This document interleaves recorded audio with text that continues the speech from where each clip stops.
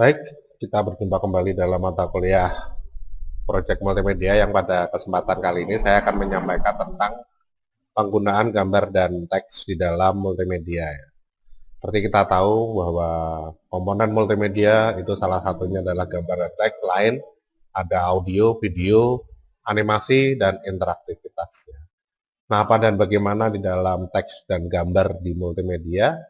Mari kita saksikan sama-sama untuk pembahasannya. Ya, semoga apa yang saya sampaikan mudah dipahami dan bermanfaat. Baik, langsung saja ya. Nanti untuk pembahasan di sini akan saya mulai dari tentang teks dulu atau tulisan, kemudian gambar dan kombinasinya ya. Bisa teks, bisa gambar bergantian. Nah, tulisan ya, sebelum kita membahas lebih lanjut, teks itu kaitannya dengan tulisan ya. Tulisan di sini dimulai dari ditemukannya huruf ya. Ditemukannya huruf dari tahun sekitar 3000 sebelum Masehi ya. 3000-an lah. Ya. Sebenarnya huruf itu tidak ditemukan sekitar tahun itu ya. Mungkin baru ditemukan buktinya telah ada huruf ya, baru ditemukan buktinya telah ada huruf itu pada tahun 3000-an ya. Dengan ditemukannya huruf paku atau kaneiform ya. Ini di sekitaran Sumeria dan Mesopotamia ya. Daerah daerah Asia Timur ya, Asia Tengah. Itu, daerah Arab ya. Ini. Kemudian di Mesir ditemukan hieroglifs ya. Di Cina ada Jiahu istilahnya dan ada alfabet di Yunani ya atau semenanjung Eropa. Ya, ini. Jadi dari sini ini menunjukkan pada zaman dulu itu sudah membutuhkan yang namanya tulisan ya. Kenapa tulisan ini diperlukan? Dikarenakan tujuan utama dari tulisan ini adalah untuk menyampaikan pesan.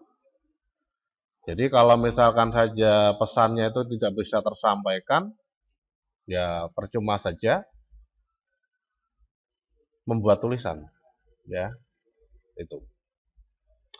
Nah, ini di dalam tulisan ya. Dan juga lagi ada istilah ya, satu kata bisa mewakili 1000 atau 1 juta kejadian ya. Itu. Ini di dalam tulisan ya. Jadi ketika kita membaca tulisan baper, bayangan kita bisa macam-macam ya. Bayangan kita bisa macam-macam, apalagi yang nulis baper di situ orang terdekat kita, teman, pacar, ya, orang tua, saudara. Itu kita bisa menerjemahkan ke berbagai hal. Ya. Nah, ini tulisan. Seperti halnya yang ada di dalam dunia advertise. Ya, pada saat ini. Saat ini dengan membaca tulisan, orang bisa mengidentifikasikan apa itu. Ya.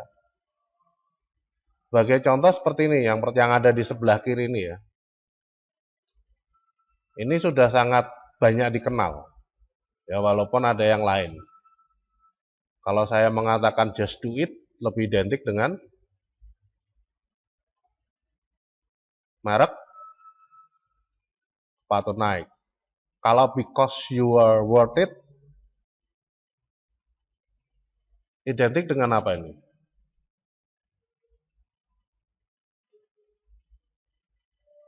Identik dengan produk L'Oreal. Ya.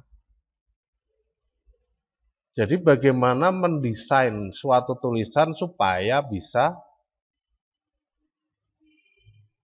diketahui maksudnya. Ya. Jadi because you are worth it ini adalah tagline dari L'Oreal. Ya. 50 ini peringatan ke 50 tahun dari L'Oreal Paris. Ya. Jadi because-nya di sini S-nya diganti 5, worth it-nya diganti 0 dengan warna emas. Dari sini kita tahu ya. Oh, ini 50 ya. Kemudian ini adalah peringatan untuk L'Oreal ya. Pada pesan ini ya, orang-orang yang dilibatkan di dalamnya sebagai bintang iklannya itu adalah orang-orang yang dewasa. Ya, jadi menyesuaikan semua. Ya, menyesuaikan semua. Banyak yang dewasa, ya. Nah, ini di dalam pengaturan. Think different. Apa? Nggak kenal juga. Produknya atau tagline-nya dari produk Apple. Ya. Jadi kalau ada kata-kata think different ini berarti sudah identik dengan Apple sekarang. Anda coba ketik di internet ya, di Google atau di search engine yang lain ya, think different gitu, nanti langsung logo Apple-nya keluar. Anda ketik because you are worth it, nanti L'Oreal-nya keluar semua. Cukup ketik ini aja ya. You will never walk alone. Liverpool. Jelas ya. Lebih terkenal dengan WNWA ya. Nih. Impossible is nothing.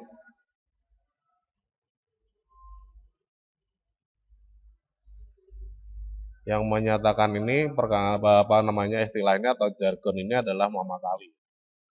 Dan ini digunakan oleh Adidas. Begitu pentingnya tagline, begitu pentingnya tulisan.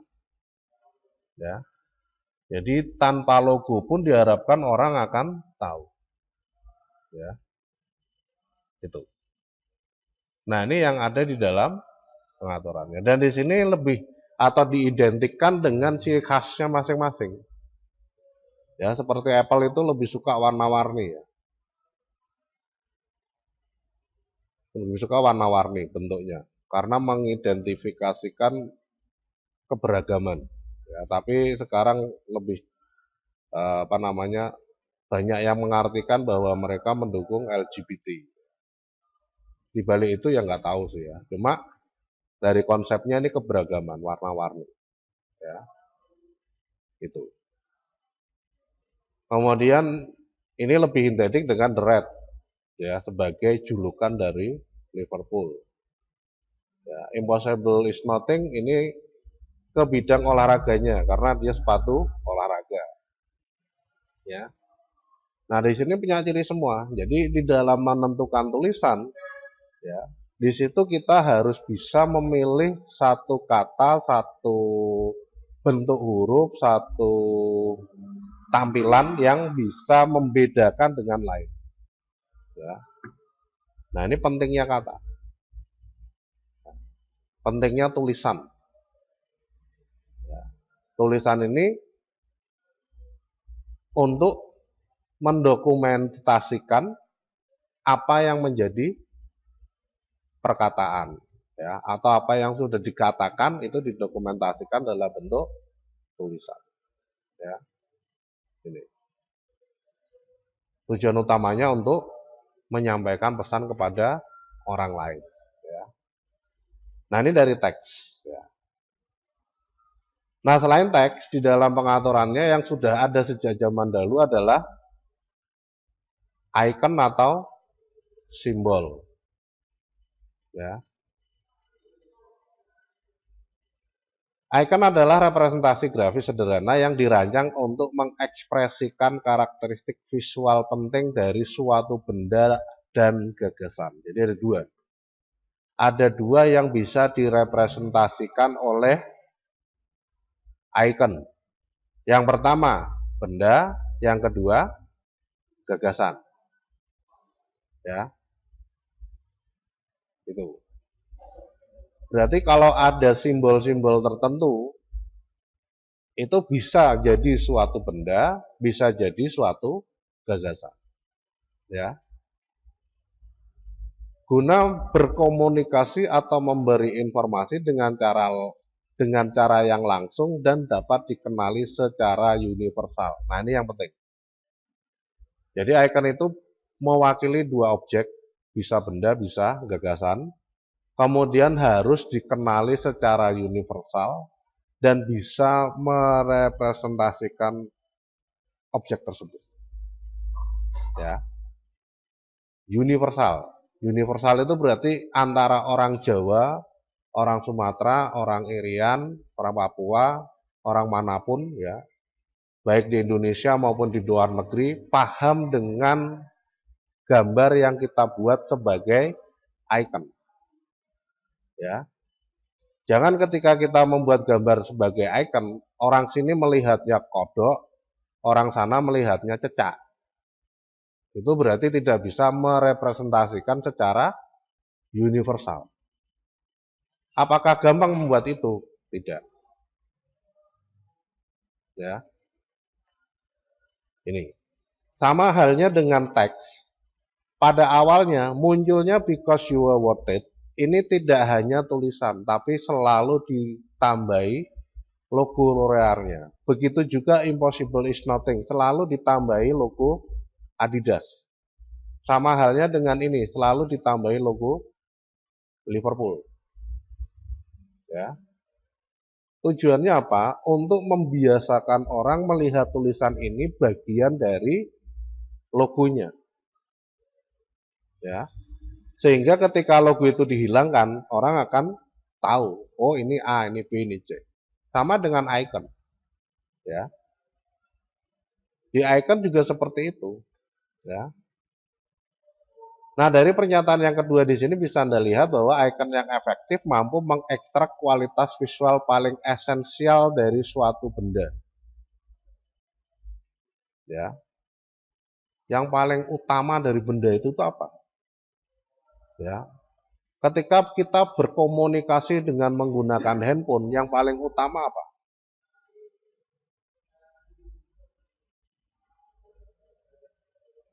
Alat-alat nirkabel. Tanpa kabel yang paling utama? Sinyalnya ada enggak? Ya. Sehingga sinyal banyak dibuat menjadi suatu icon. Ya. Ketika kita membuat kotak ada sinyalnya jaringan, ya, icon sinyal jaringan, orang bisa mengatakan atau bisa mengira bahwa itu handphone. Ya. Nah ini, jadi paling esensial dari suatu objek itu apa? Nah itu nanti yang akan dicoba diangkat, karena yang paling esensial ini biasanya dikenali secara universal. Ya. Nah ini icon. Itu. Nah kalau Anda pengen lebih jelas tentang icon, nanti bisa baca artikelnya di ini ya. Kalau tentang ilmu tulisan, tulis menulis, Anda bisa baca bukunya di link ini ya. Ini dari tulisan dari salah satu dosen Universitas Tekkom, yaitu Pak Yen ya, Pak Zainuddin. Mungkin Anda juga pernah ikut kuliahnya ya secara online, Pak Ahmad Zainuddin. Itu pernah menulis tentang tipografi ya, seni merancang huruf. Ya, gitu. Nah ini di dalam pengaturannya. Jadi kembali ke dalam icon.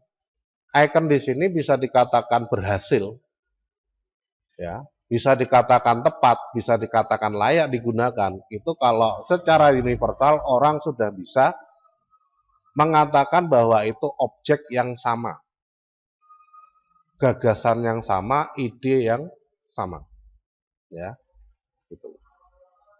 Nah ini icon. Icon bagian dari gambar.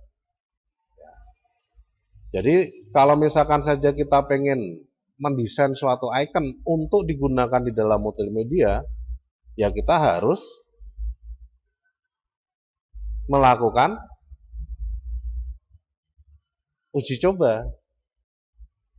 Orang suruh lihat gambar kita, ki apa ngaramu? Oh, pitik. Gitu. Ini menurutmu apa bang? Oh, ini ayam. What is that? This is chicken. Oh, berarti orang sudah tahu semua, ya. Berarti kita dalam membuat icon sudah tepat, ya, gitu. Nah, itu bisa digunakan dalam multimedianya atau dalam desainnya lah, ya. Nah, ini ya kan. Penggunaan pada zaman dahulu, baik tulisan maupun icon itu diimplementasikan atau dicurahkan dalam suatu prasasti, ya. Kalau tulisan, kalau icon dalam satu relief, ya. Jadi zaman dulu itu sudah ada seninya. Di prasasti orang menuliskannya tidak akan sembarangan seperti halnya menulis tidak dalam suatu prasasti, ya. Di relief juga sama, ya, gitu. Nah, ini di dalam penggunaannya pada masa lampau, ya. Jadi dalam masa lampau pun orang sudah menggunakan satu objek untuk menyampaikan pesan-pesan, baik itu berupa tulisan ataupun gambar. Supaya pesan itu bisa bertahan lama, dibuatlah dalam media yang kuat, yaitu batu. Ya. Apakah setiap orang zaman dulu menuliskannya di batu? Belum tentu. Ya. Bisa jadi di kain, bisa jadi di kulit hewan, bisa jadi nggak di kain, di kayu ya, di kulit hewan. Cuma karena barang-barang tersebut atau objek tersebut tidak bisa bertahan lama, maka tidak bisa ditemukan buktinya. Yang bisa ditemukan buktinya adalah yang berupa batu. Ya, tuh. Bisa jadi di tulang belulang, ya.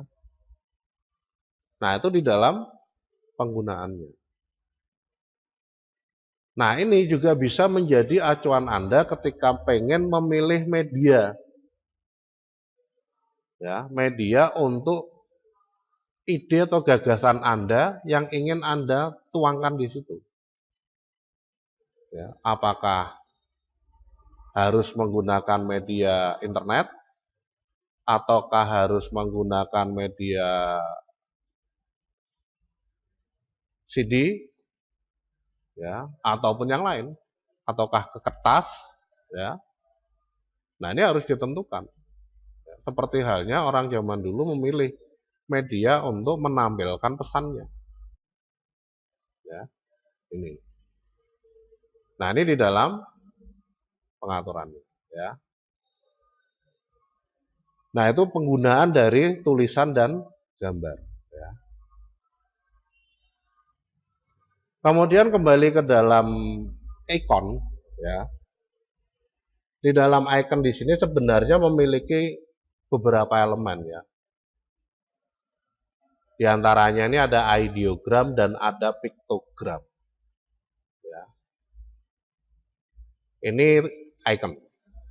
Representasi dari objek yang sebenarnya ke dalam suatu gambar. Ya, ketika orang bisa melihat ini semua adalah kucing, berarti kita sudah benar dalam membuat icon. Ya. Proporsional juga penting. Ya. Proporsional juga penting. Jadi kalau misalkan perbandingan antara kepala dan tubuh ini seimbang, orang bisa mengetahui bahwa objek ini kucing, ya. Gitu. Tapi kalau misalkan buntutnya kecil, ya, kecil tipis, panjang, kemudian kucingnya telinganya agak bulat misalkan. Gambar kumisnya nggak jelas, apakah itu bisa dikatakan sebagai kucing? Ya, bukan. Ya, orang bisa merepresentasikan hal lainnya. Nah, itu yang tidak tepat, ya. Nah, ini dari icon, ya. Kemudian jika icon itu merepresentasikan suatu objek nyata, disebut dengan piktogram. Ya, mobil, rumah, kursi, ya, pesawat, hewan, orang, itu piktogram. Ya. Sedangkan ideogram itu untuk yang merepresentasikan ide atau gagasan. Ya, ini. Karena ide tidak tetap dan bervariasi dari suatu budaya ke budaya lainnya, maka ideogram tergantung pada pengetahuan budaya untuk berkomunikasi secara efektif. Ya, sebagai contoh, kita pengen membuat satu icon tentang hewan peliharaan atau hewan ternak lah, ya, hewan ternak. Di sebagian masyarakat Timur Tengah, hewan ternaknya adalah kambing dan onta. Di sebagian besar masyarakat Asia, hewan ternaknya adalah kambing dan sapi atau kerbau. Ketika kita mendesain sapi atau kerbau dibuat atau ditunjukkan ke dalam orang di Arab, bisa jadi mereka mengira itu bukan hewan ternak. Ya, begitu juga sebaliknya. Gambar onta ditunjukkan atau ikon onta ditunjukkan ke masyarakat Asia, bisa jadi mereka mengira itu bukan hewan ternak. Ya. Di wilayah Pasifik, ya, atau di wilayah Australia, ya, mulai dari Papua sampai dengan Australia, ada hewan yang namanya kanguru. Di Jawa nggak ada yang namanya kanguru. Ya, digambar ke hewan kanguru, mereka akan mengira kelinci. Ya. Lagi kelinci kok awaknya gedimen, kok kakinya depan pendek. Ya. Nah, itu yang dimaksud dengan ideogram. Jadi suatu gagasan itu tergantung dari kultur atau lingkungannya. Ya. Ini ideogram. Jadi tidak bisa disamaratakan kalau ideogram. Ya, walaupun ada yang bisa. Ya, ini. Sebagai contoh, kalau kita mengetik tanda minus strip gini, maknanya apa? Ya, sebagian besar orang mengira itu minus. Ya. Tapi ketika minus ini diberi lingkaran warna merah, jadinya apa? Apakah orang masih menganggap itu minus? Bukan. Tapi larangan, forbidden. Ya, nah, itulah yang dia maksud dengan ideogram. Ya, jadi sesuatu yang abstrak. Ketika kita melihat tanda plus gini, ya, secara universal akan menganggap itu pertambahan. Dikasih lingkaran, diperbesar dan berwarna merah, jadinya apa? Kesehatan. Ya. Kalau dibuat lebih panjang yang bawah, jadinya apa? Religi. Loh, beda-beda ya. Kalau panjangnya di atas, jadinya apa? Identik ke sataniknya. Ya, udah beda-beda lagi, sama-sama plusnya itu. Ya. Nah, ini salah satu contoh ideogram. Jadi kalau kita pengen membuat desain icon yang ingin dikatakan sebagai ideogram atau piktogram, ya harus menyesuaikan dengan ini tadi. Kulturnya gimana? Misalkan kita mau membuat suatu icon sebagai wujud dari hantu.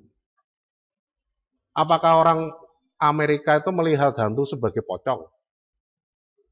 Bukan.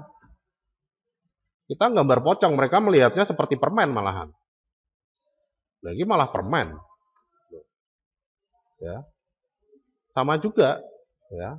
Orang sana membuat atau mendeskripsikan hantu itu adalah vampire, misalkan, atau Dracula. Dibawa ke Indonesia ya nggak kenal Dracula atau vampire.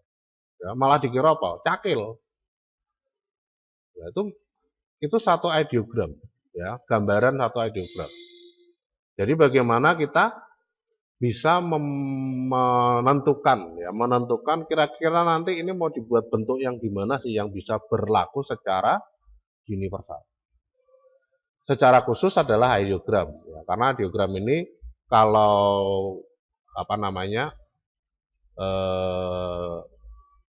umumnya itu adalah ide atau gagasan yang tidak berlaku secara universal. Tapi kalau kita bisa membuat ideogram ini berlaku universal, maka tepat, ya. Gitu. Nah, ini ideogram dan piktogram. Contohnya seperti ini, ya. Jadi ketika kita mendesain multimedia ini, kalau pengen pakai simbol-simbol, ya harus kita pikirkan benar-benar yang bisa dikenal oleh masyarakat luas, ya. Seperti ini gabungan rokok objek, ya. Bentuk nyatanya ada. Sedangkan lingkaran yang ada garis miringnya, ini ide. Sesuatu yang abstrak, nggak bisa digambarkan, ya. Digabungkan menjadi pernyataan larangan merokok, ya. Nah, ini adalah satu ideogram yang digabungkan dengan piktogram, ya. Secara umum ya disebut icon, ya. Gitu. Kemudian ini apa ya ini? Radiasi dari radiasi radioaktif, ya. Nih. Apakah semua orang bisa melihat ini sebagai bentuk radiasi radioaktif, ataukah orang melihat ini satu kipas angin? Ya. Nah, ini perlu diatur. Kalau sekarang sudah tahu, ya, sudah tahu kalau ini radioaktif, ya. Nah, ini beberapa hal yang berkaitan dengan ideogram. Apakah kalau kita tahu tempat ini merupakan kuburan? Bukan. Ya. Tempat yang berbahaya. Ya. Nah, orang merepresentasikan tengkorak ini apakah ini sebagai bajak laut? Ya, kandangnya bajak laut, ataukah sebagai tempat untuk mengubur mayat? Ataukah sebagai representasi dari sesuatu yang berbahaya sehingga bisa mematikan? Nah, itu yang perlu dipertimbangkan dalam membuat satu ideogram, ya. Jadi nanti jangan sampai salah desain. Kalau salah desain, orang bisa melihatnya sebagai sesuatu yang beda, ya, gitu. Nah, ini contoh dari ideogram dan piktogram, ya. Nah, kalau ini yang piktogram yang mana, yang ideogram yang mana? Bisa Anda kenali nggak kira-kira? Kalau bisa berarti Anda sudah paham, ya. Gitu. Kalau belum, ya bisa melihat ini lagi, ya.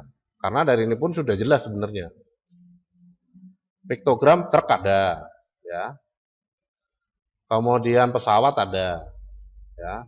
Ini representasi jalan, ya.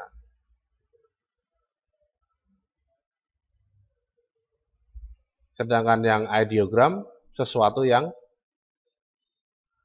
tidak ada wujudnya sebenarnya, ya.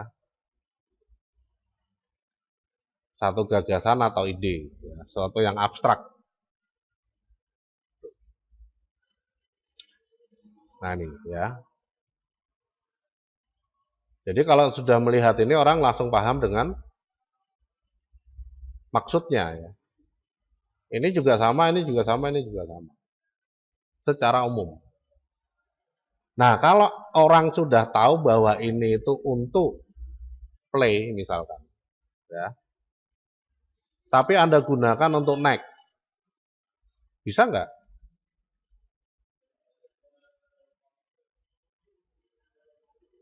Terus bagaimana kalau pengen digunakan untuk next?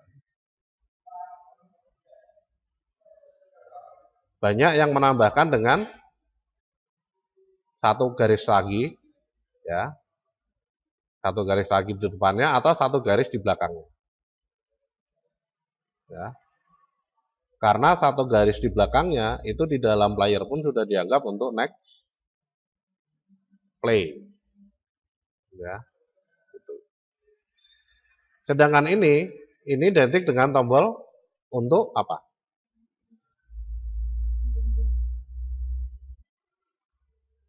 download. Apakah orang tahu bahwa ini untuk download? Ya. Nah, Anda bisa mencoba mengeksplor ya dari macam-macam web ya, macam-macam web yang menyediakan layanan download. Apakah tombolnya nanti seperti ini semua? Misalkan saja situs film online ya. Seperti Netflix, ada View ya, ada WeWi ya. Macam-macam lah. Apakah nanti ketika mereka menyediakan download itu simbolnya seperti ini? Ketika kita buka email atau kita buka drive, apakah tombol downloadnya seperti ini? Ya. Ketika kita buka web-web untuk penyimpanan secara online atau web cloud seperti Mediafire, ya, kemudian Dropbox, ya, Foursquare, ya, itu apakah bentuknya seperti ini? Nah, itu perlu kita lihat lagi secara umum. Ya.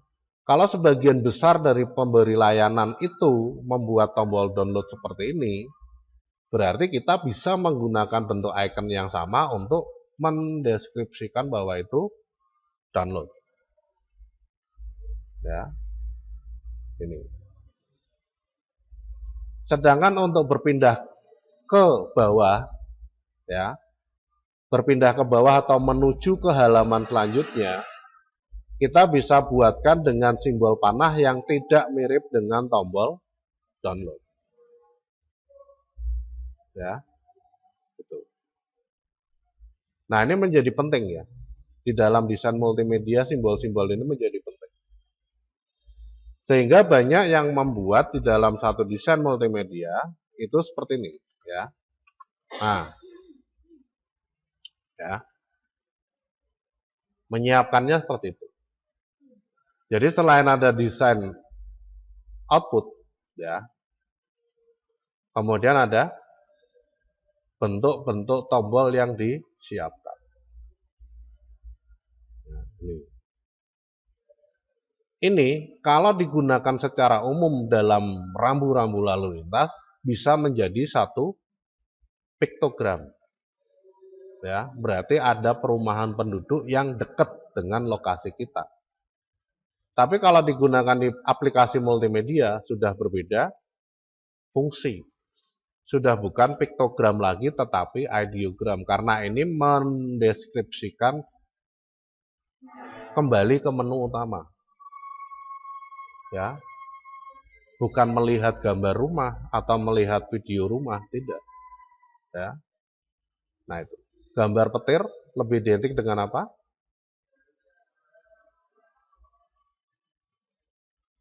Gambar loop lebih identik dengan apa? Nah, kalau Anda bisa menerjemahkan ini, berarti Anda sudah bisa menggunakan simbol-simbol ini kalau pengen dimaksud sama dengan yang ada di sini. Ya, seperti ini misalkan, ini play, ini pause. Ya. Kalau Anda sudah bisa menerjemahkan itu sebagai play dan pause, maka Anda bisa menggunakan tombol ini kalau pengen membuat desain multimedia. Kalau ini, next previous misalkan. Ya, apakah terlihat sebagai next previous? Oh tidak, sebaiknya ini nanti dikasih warna sama dengan ini, misalkan. Atau mungkin yang ini untuk forward dan reverse bisa diganti dengan warna yang seperti ini. Nanti ini diganti dengan warna coklat atau merah. Bisa. Untuk membedakan maknanya. Karena ini satu kelompok, satu bagian. Maka ini harus diberi warna yang sama. Nah, ini perlunya desain seperti itu. Ya, supaya orang melihatnya itu tidak salah persepsi. Kalau bentuknya seperti ini yang satu bagian tapi dibuat warnanya beda, orang bisa mempersepsikan ini bukan forward atau reverse. Ya. Itu. Bisa ini beda-beda nih fungsinya nih. Nah, yang neck ini yang mana? Yang ini atau yang bawah? Ya. Apakah yang putih? Tapi kalau sudah semua yang berkaitan dengan player didesain dengan warna yang sama, nanti orang bisa tahu, oh ini ternyata untuk forward, ini ternyata untuk reverse, ya, misalkan. Nah, ini di dalam penentuannya, ya. Nah, ini beberapa hal yang berkaitan dengan desain. Kemudian dalam membuat desain nanti juga tidak boleh meninggalkan elemen dan prinsip desain. Ya. Elemen dan prinsip desain sudah pernah Anda pelajari dalam mata kuliah Nirmana. Ya. Kalau lupa bisa dibuka-buka lagi. Sebagai contoh nih, apakah tujuannya memberikan titik-titik di sekelilingnya? Kok yang ini tidak ada? Tapi yang ini ada titik-titiknya semua.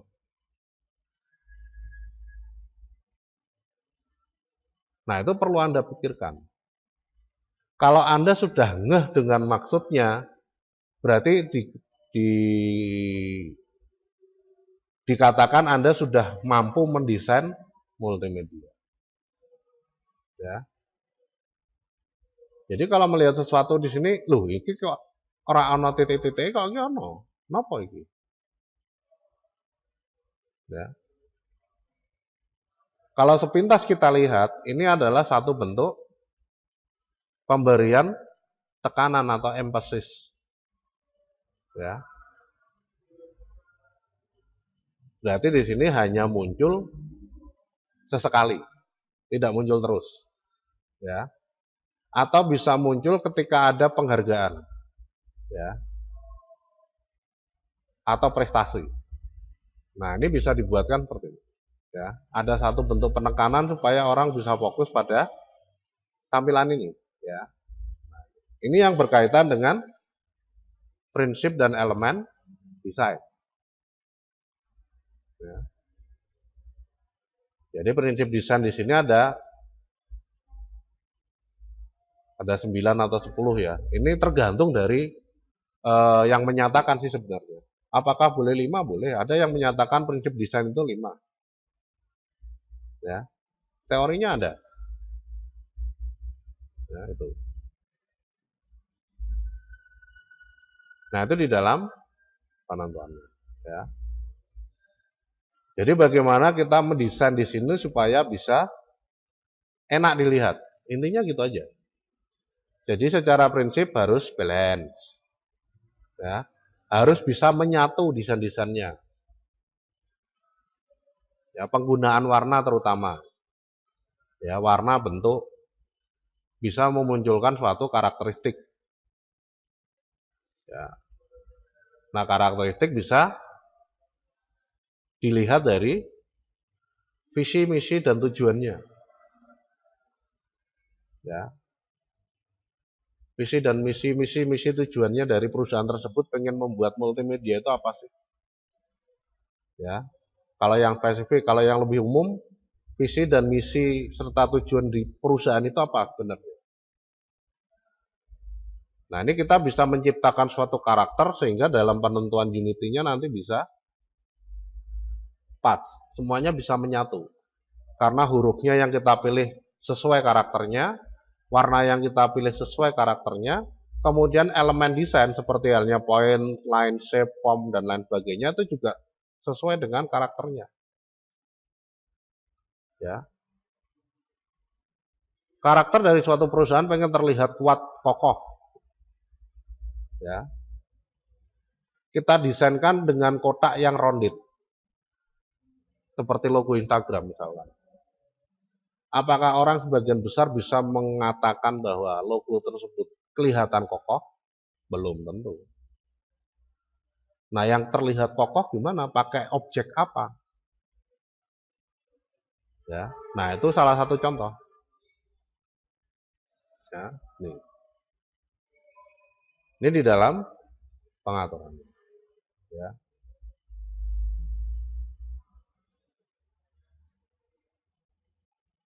Nah, ini untuk mendesain. Jadi kalau kita pengen membuat satu desain multimedia, ya paling tidak kita harus memikirkan juga tentang prinsip desain dan elemen desainnya seperti apa. Ya.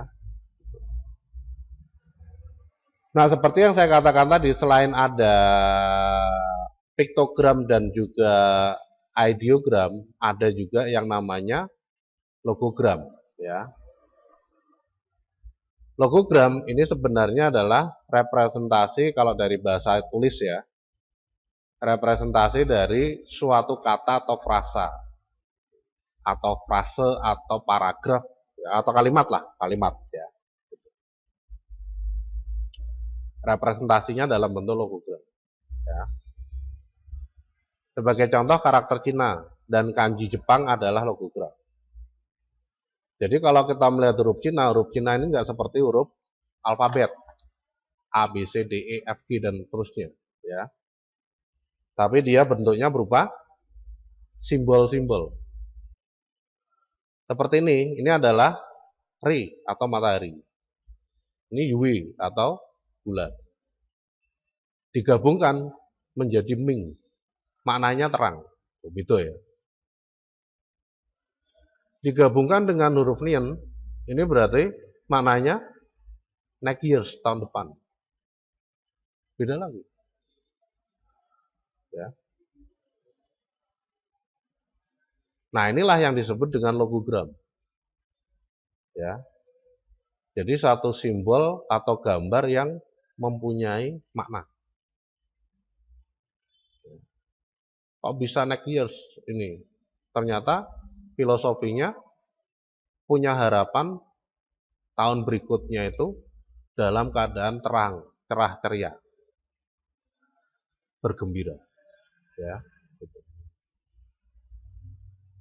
Kemudian di sini Ming dikatakan terang dikarenakan ketika bulan itu tampil penuh, matahari tampil penuh, maka jadinya terang. Ya. Ini. Nah, ini logogram, ya. Nah, terus kalau misalkan saja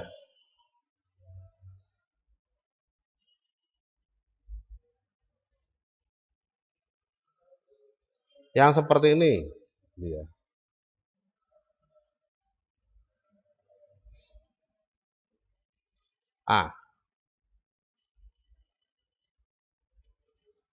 Ini disebut apa? Apakah ini logogram?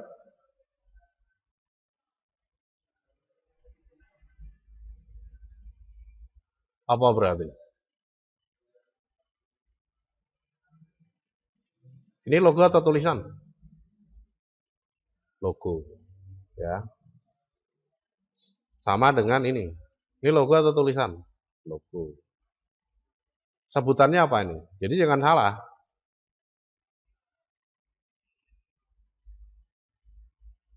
Anda sudah pernah ikut kontes desain online nggak? Belum? Banyak loh. Hadiahnya minimal $100.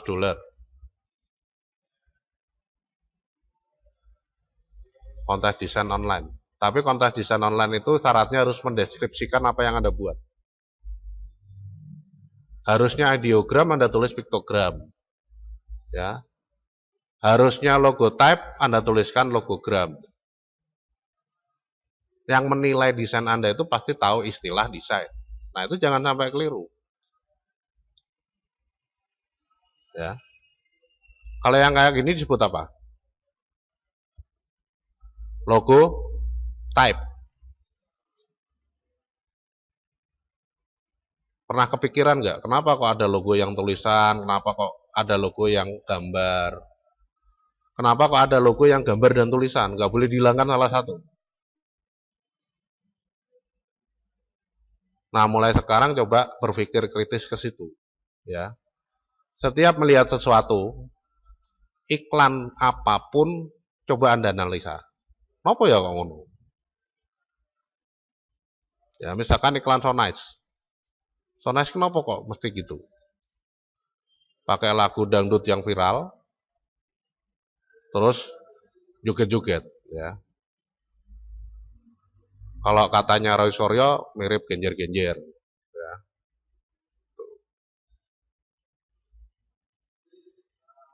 Nah, itu harus coba dianalisa, diamati. Kira-kira maksudnya piye to? Ya. Nih.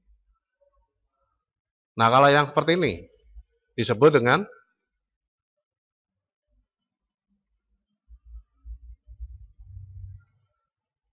logo mark,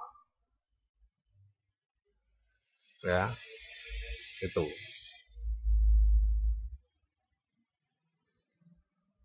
Gambar, ya.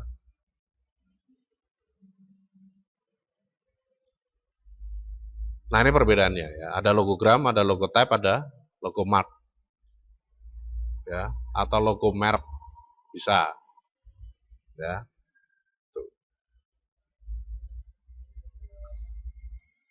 Nah, nih.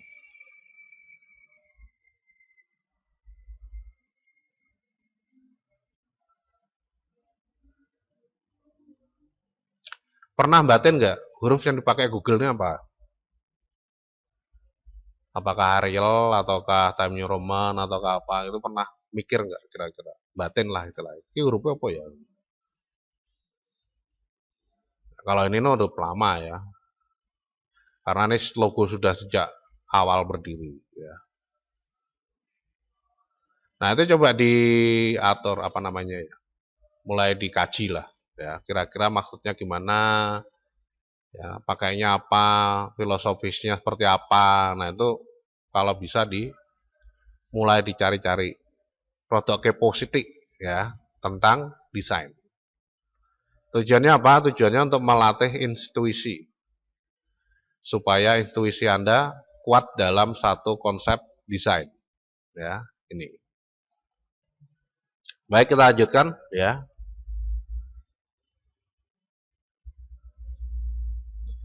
Nah, ini tentang logogram ya. Kemudian ini tadi yang saya katakan ya dalam mendesain. Ini jangan meninggalkan prinsip dan elemen desain. Walaupun tidak dipakai semua ya. Jadi jangan beranggapan bahwa nanti 7 elemen desain, 7 prinsip desain ini harus ada dalam desain, tidak ya.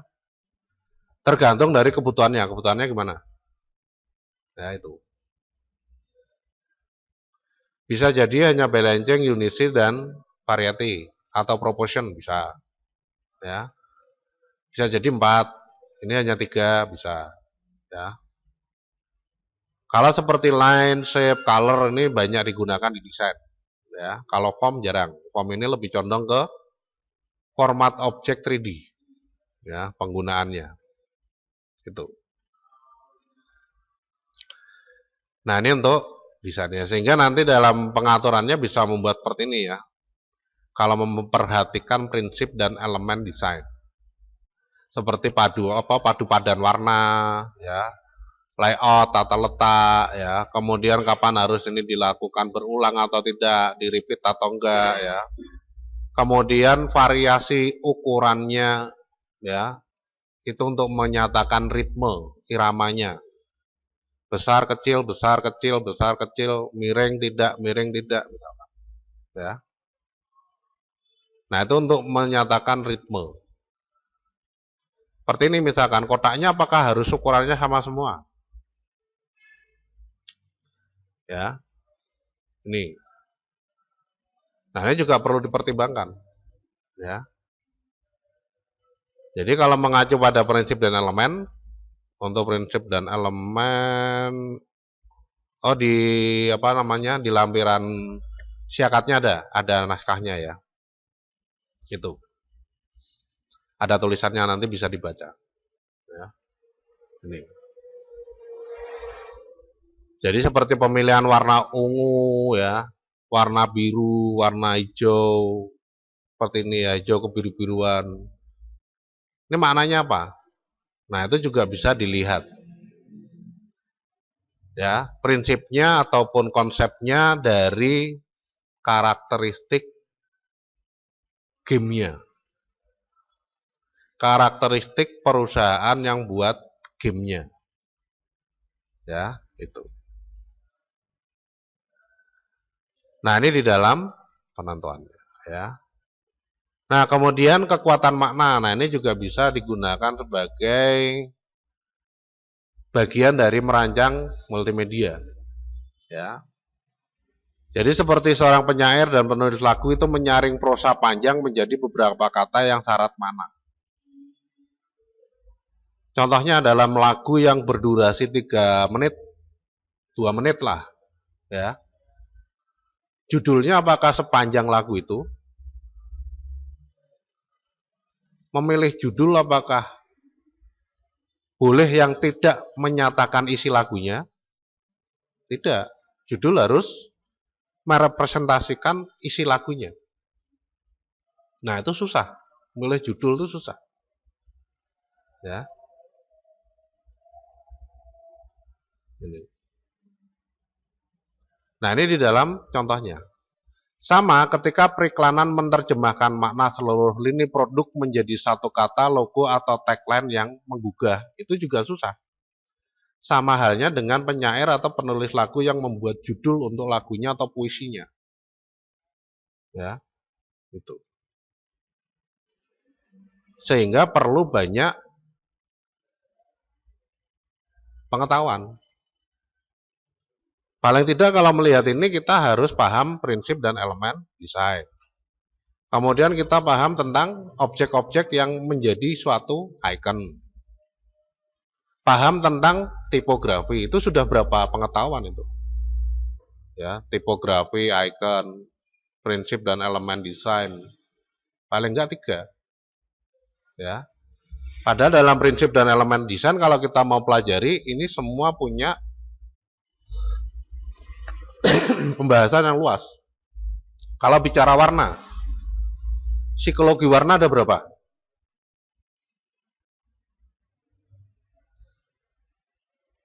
Sesuai jumlah warnanya. Warna merah psikologinya apa? Ya. Kalau kita pengen membuat satu desain multimedia untuk perusahaan perbankan, baiknya pakai warna apa? Nah, ini yang disebut dengan elemen desain. Ya, warna, dari warna saja. Ya. Kalau kita mendesain satu aplikasi multimedia untuk perusahaan game anak-anak di bawah 10 tahun, enaknya desainnya gini apa gini? Itu sudah layout kaitannya. Ya. Nah, ini beberapa hal yang berkaitan dengan prinsip dan elemen. Itu. Kalau dari perusahaan-perusahaan seperti perbankan, kebanyakan logonya pakai warna apa? Pernah gagas nggak? Perusahaan sekuritas, perusahaan perbankan, security system ya, security system. Kebanyakan pakai warna apa? Nah, coba itu di-explore. Ya, mereka pakai kebanyakan warna biru. Kenapa kok biru? Ya. Itu. Kok ada perusahaan perbankan yang pakai warna merah ya, kok yang lainnya padahal banyak. Contohnya apa? Kalau dulu ada Bank Niaga. Ya. Pakainya warna merah. Nah, itu bisa dilihat. Kalau Anda menggunakan warna hijau yang produknya itu dijual di Cina, kira-kira laku nggak? Karena kultur orang Cina lebih suka warna merah, kuning, oranye, putih.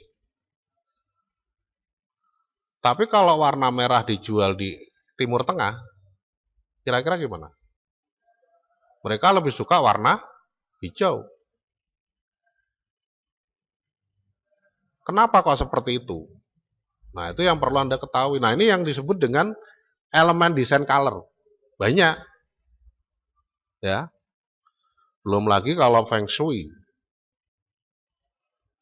Ya, Feng Shui ini untuk menentukan shape-nya saja masalah. Kotak itu nggak harus kotak gini logonya, tapi agak miring karena Feng Shui-nya beda.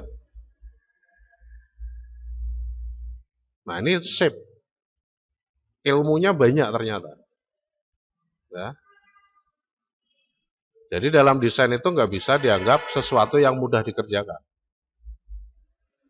Jadi saya pernah mencetakkan MMT itu di satu perusahaan cetakan ya di Salatiga. Sekalian desainnya nggak Pak? Nah sekalian desainnya piro Mbak? Tambah 10.000. Langsung kaget Pak. Hah? Tenanan? Ya. Jiwa desainer saya itu berontak. Kok murah men nggak ngergani desainnya wong? Penak men batinku gitu. Ya. Padahal kita mikirnya tuh banyak. Ya. Nah, bisa terjadi seperti itu apa? Seperti yang pernah ditanyakan pada mata kuliah apa kemarin. Kenapa kok pakai itu, Pak? Nggak pakai apa namanya? Aplikasi-aplikasi instan yang kayak di Play Store. Ya nang nganggo kayak ngono ya bubar tuh ya. Nah, desainer sekarang itu banyak yang pakai kayak gitu. Sehingga kelihatannya gampang, tapi nggak ada filosofinya.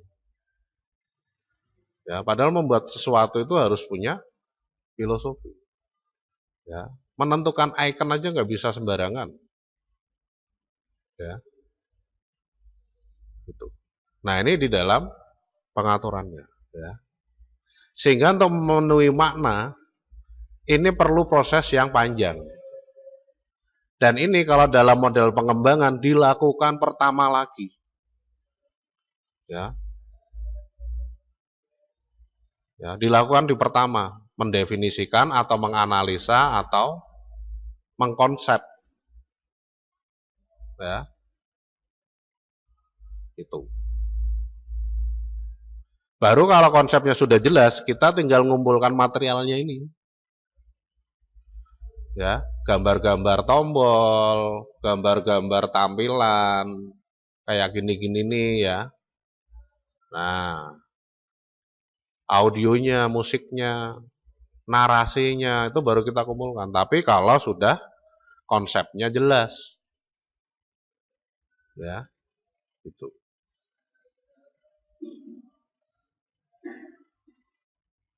Wah, nangono angel Pak Yo enggak atau kalian sudah belajar semua kok. Tipografi sudah dapat mata kuliahnya. Nirmana dapat. Apalagi? Gambar desain dapat. Desain grafis 1 2. Ya. Buat animasi dapat. Ya, dasar animasi, film dan animasi 1, film dan animasi 2. Buat video dapat, videografi 1 2. Editing videografi 1 2 loh, kurang apa? Ya. Jadi kalau kalian masih beralasan susah, berarti selama sekian tahun Anda kuliah itu ya yang penting mangkat, ora paham maksudnya. Ya. Nah, ini jadi kelihatannya simpel ya, kekuatan makna, tapi sebenarnya ini banyak yang dipertimbangkan. Itu. Ya. Desain periklanan 1 2. Loh, desain periklanan itu sudah membahas tentang desain logo secara spesifik ya. Desain kemasan secara spesifik.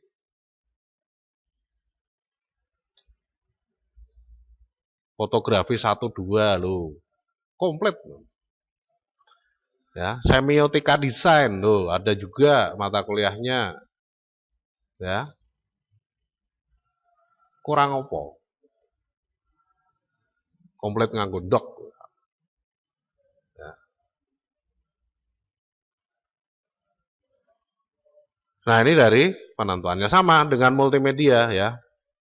Multimedia ini merangkai kata, simbol, suara, dan gambar, lalu memadukan teks ke dalamnya guna menciptakan alat untuk memperoleh, menampilkan, dan menyebarkan pesan. Nah, intinya ini, menyebarkan pesan. Ya. Tuh. Cuma ada yang dikemas dalam bentuk aplikasi multimedia, berupa game, berupa katalog digital ya, ataupun berupa company profile. ya, atau company product ya, apa product profile ya itu. Nah itu di dalam penentuan ya. Nah sebagai gambaran dari kekuatan makna ini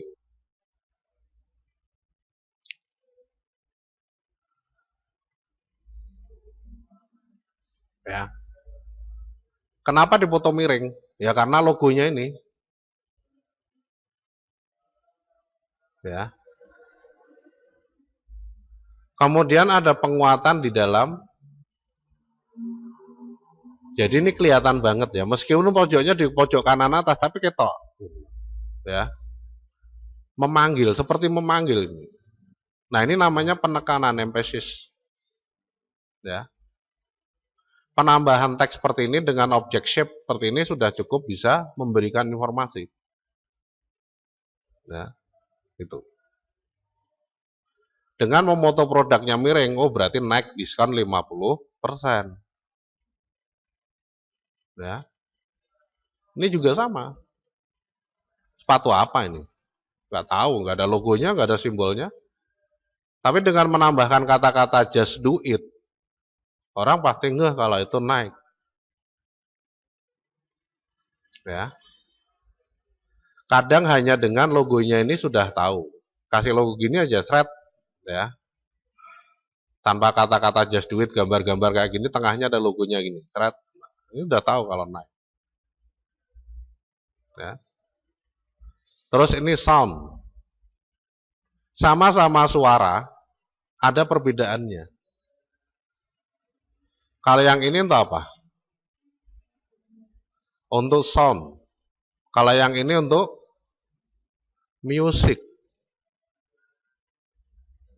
Ya. Mau ditambahkan musik background enggak? Mau ditambahkan narasi background atau efek sound effect enggak? Ya. Kalau di game-game balapan kan itu ketika kita simpangan bass, itu kan ada suara sound effect-nya tuh, gitu ya. Nah itu mau ditambahin enggak? Ya. Nah ini karakter apa namanya makna. Ya. Jadi makna bisa diimplementasikan dalam bentuk simbol atau disebut icon, bisa dalam kata-kata, bisa dalam bentuk dan warna. Ya. Yang penting kita tepat dalam memilih. Tuh. Nah, ini di dalam penggunaan gambar dan teks. Ya, khususnya dalam desain multimedia untuk membuat suatu project. Ya.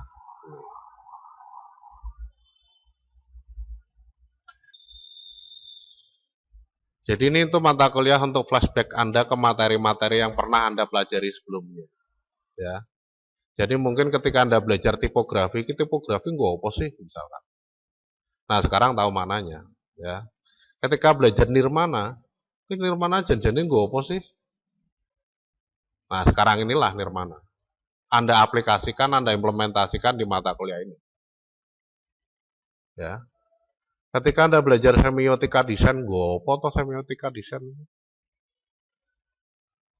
Ya.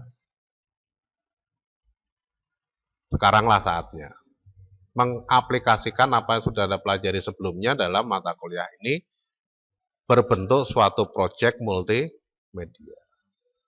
Ya. Wah, wis kadung lali ya, dibuka-buka lagi. Ya. Kalau nganggur-nganggur misalkan dengarkan banyak videonya ya dari dosen-dosen kita, banyak video-video penjelasan materi, nah itu bisa di-play lagi, dipahami lagi ya. Nah enaknya apa hikmah dari pandemi kemarin, kalau kita malas nyatet tinggal muter video. Ya, kalau nggak ada pandemi, dosen-dosen Telkom nggak punya video pembelajaran yang sudah tersimpan semua di channel YouTube-nya masing-masing. Ya, gitu. Nah, itu kesempatan untuk mengulang-ulang lagi, melihat lagi, memahami lagi apa yang sudah dipelajari sebelumnya. Ya, itu. Seperti yang saya sampaikan sebelumnya, jangan sampai ketika skripsi baru Anda melihat lagi video semiotika desain, melihat lagi video nirmana, melihat lagi video tipografi, ya wes selak ra wisuda kok. Ya, itu. Nah, sekarang ini dimanfaatkan untuk mengulang-ulang lagi materi yang pernah Anda pelajari. Ya. Nah, itu beberapa hal yang berkaitan dengan teks dan gambar di dalam multimedia interaktif yang merupakan bagian dari mata kuliah proyek multimedia. Semoga apa yang saya sampaikan bisa menambah pengetahuan yang bermanfaat. Mohon maaf atas segala kesalahan dan kekurangan selama penyampaian materi. Terima kasih telah bergabung dalam kuliah online pada kesempatan kali ini. Saya Andi Prakasa undur diri. Selamat beraktivitas kembali. Sampai ketemu lagi di lain waktu dengan pembahasan yang berbeda.